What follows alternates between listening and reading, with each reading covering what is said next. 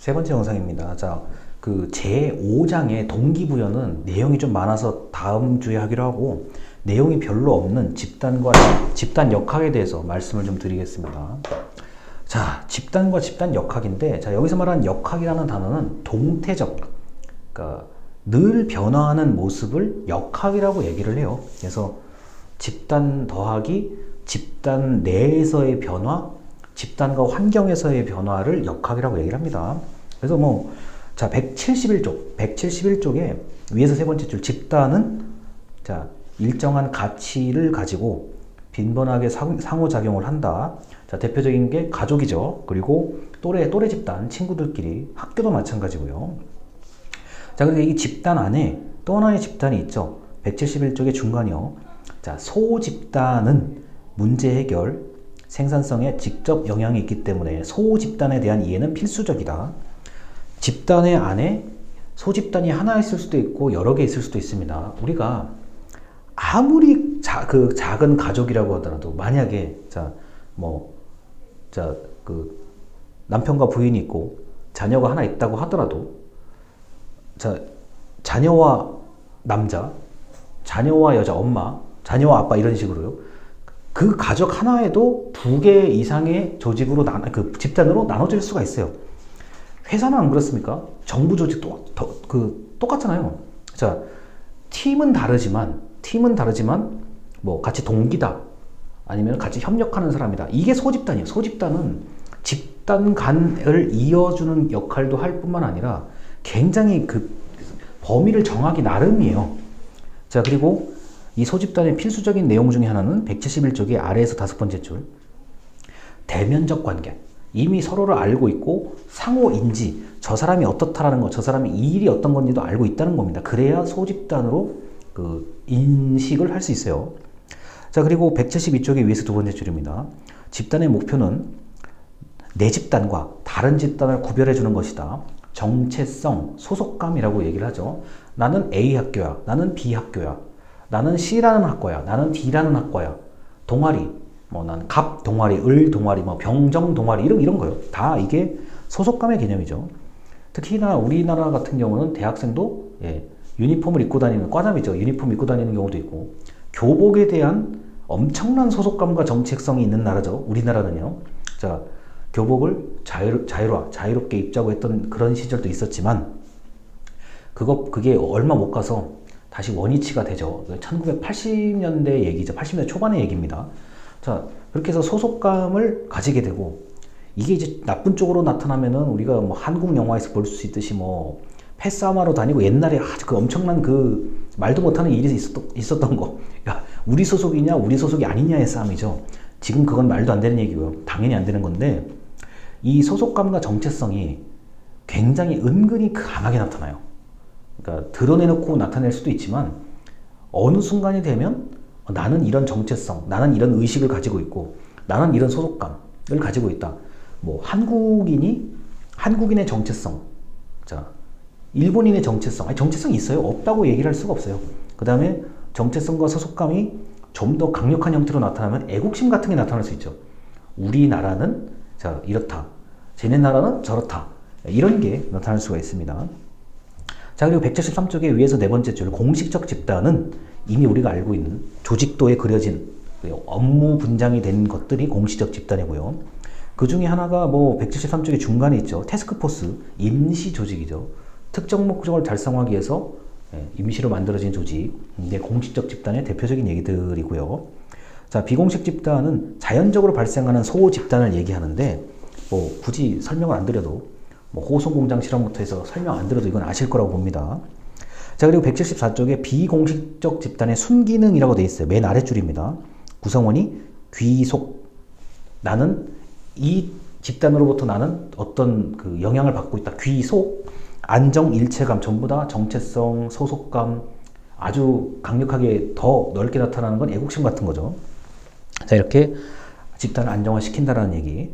자, 그리고 이제 175쪽에, 그런데 이 비공식 조직이 너무나 강해지거나 또 그 구성원들이 좀 행동을 좀 안 좋게 할 경우는, 자, 정실주의라고 있어요.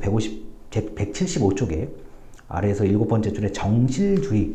자, 정실주의라는 거는 이게 혈연 같은 거예요. 혈연 같은 거예요. 일가 친척 같은 개념에 속하는 겁니다. 자, 그래서 뭐 우리끼리 알아서 잘 하자는 의미의 정실주의예요. 여기서는요. 그 다음에 이제 풍문, 소문, 루머라고 얘기를 하는 거, 그리고 파벌이 이제 형성되기 시작한다는 이런 175쪽의 이야기를 제가 말로만 설명드려도 충분히 될 것 같아요. 이거는. 자, 그리고 우리가 학교 생활을 할 때도, 초중고등학교 생활을 할 때도 한 반에 친한 친구, 좀 덜 친한 친구, 그 다음에 좀 떨어져 있는 외톨이처럼 있는 친구도 있고, 아주 일어나서는 안 되는 얘기겠지만 이제 따돌림을 당하는 친구도 있을 것이고, 또 폭력을 가해 또는 피해 학생도 있을 것이고, 굉장히 다양하게 움직여요.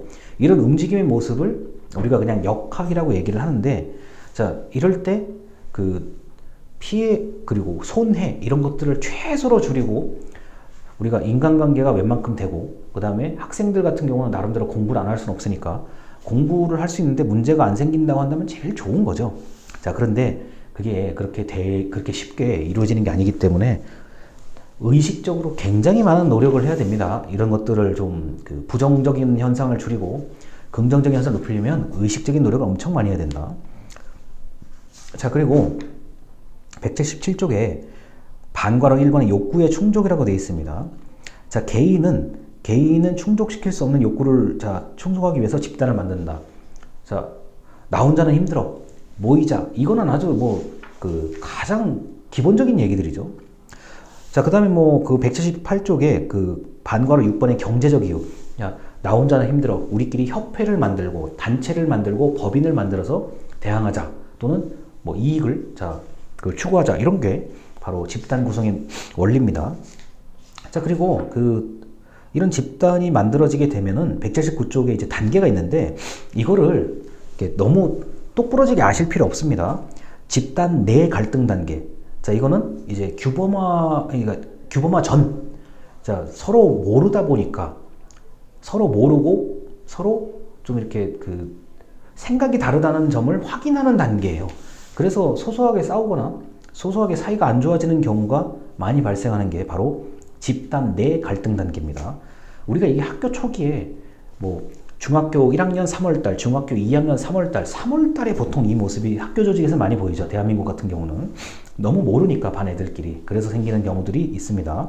자, 그리고 규범화 단계는 합의와 일치라고 되어 있는데, 우리 반의 문화, 우리 집단의 문화는, 그리고 우리 집단에서는 요 정도는 좀 다 지켜야 된다고 다 좀 합의를 하는 그런 단계가 바로 규범화 단계라고 할 수가 있어요.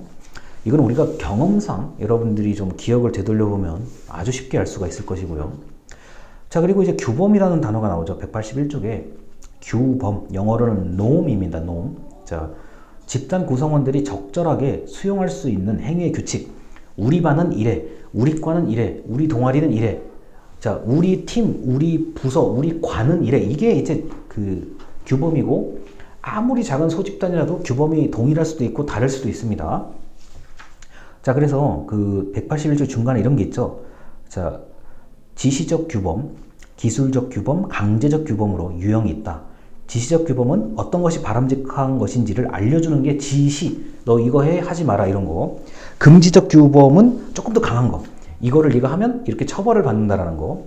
자, 그리고 기술적인 규범은 나름대로 이렇게 하면 좋고, 이렇게 하면 더 편하고, 이렇게 하면 효율적이고, 이게 규범인 거고.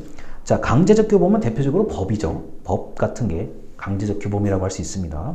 근데 이거는 전부 다 섞여 있죠, 결국에. 자, 그리고 역할이라고 되어 있는데, 앞에도 얘기를 했습니다. 182쪽에요. 맨 위에 역할이란 그 사람이 기대. 저 사람의 역할은 과장이니까 이런 거, 부장이니까 이런 거, 팀장이니까 이런 거. 이게 바로 역할입니다. 자, 그리고 정부 쪽으로 얘기하면은 장관이니까 이거, 차관이니까 이거, 국장이니까 이거. 이게 역할이에요. 자, 근데 제가 지금 지위에 관련된 걸로 자꾸 역할을 예를 드는데, 이게 굳이 지위가 아니라 그러면은 아빠로서의 역할, 엄마로서의 역할이 있을 수가 있죠. 그 다음에 저희 이제 대학교로 따지면은 교수의 역할.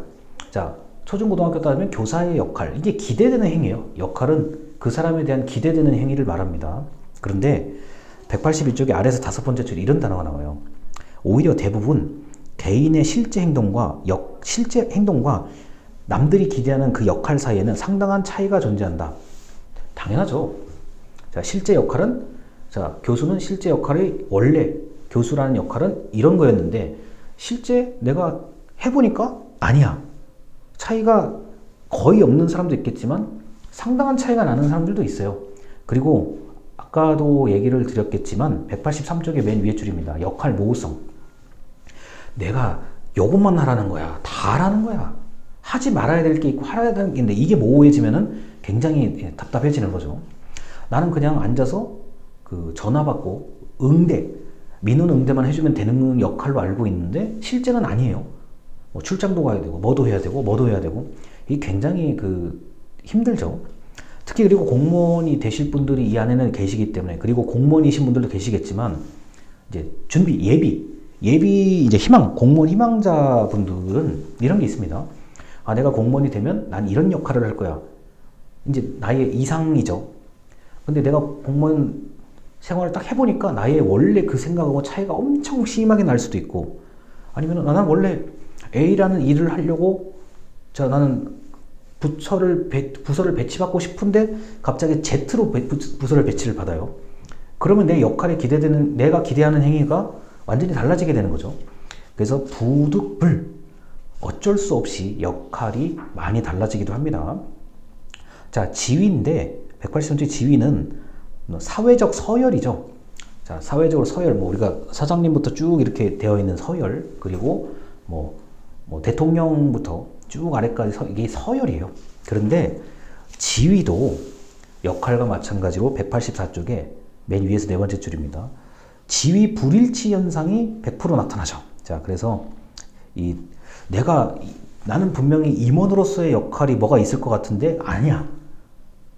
다른 일을 또 시키거나 해야 되는 경우들이 있죠. 그래서 184쪽에 위에서 5번째 줄 지위 불일치 현상이 많이 발생합니다.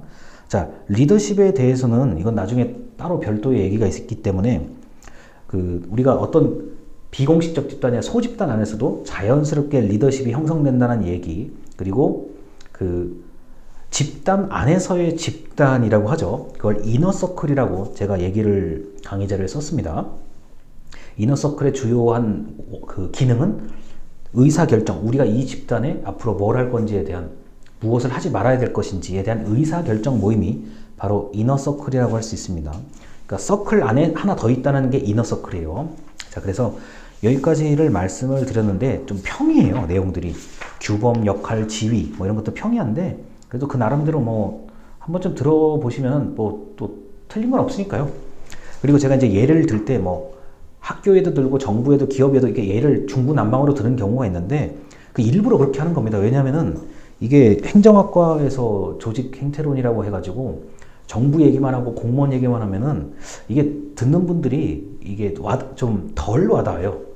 그리고 제가 이게 지금 어쩔 수 없이 심리 상담 얘기도 조금씩을 할 수밖에 없는 게, 조직 행태론은 요만한 아주 작은 분야예요. 소집단 중에 소집단이에요. 그 위에 이게 덮여 있는 학문 영역이 굉장히 큽니다. 이 분야는요. 그래서 그 학문 영역에 한 1% 또는 한 10%까지 필요한 내용들을 제가 알고 있는 선에서 말씀을 드리는 거예요. 자, 여기까지 하고 그다음 오늘의 마지막 영상으로 넘어가겠습니다. 감사합니다.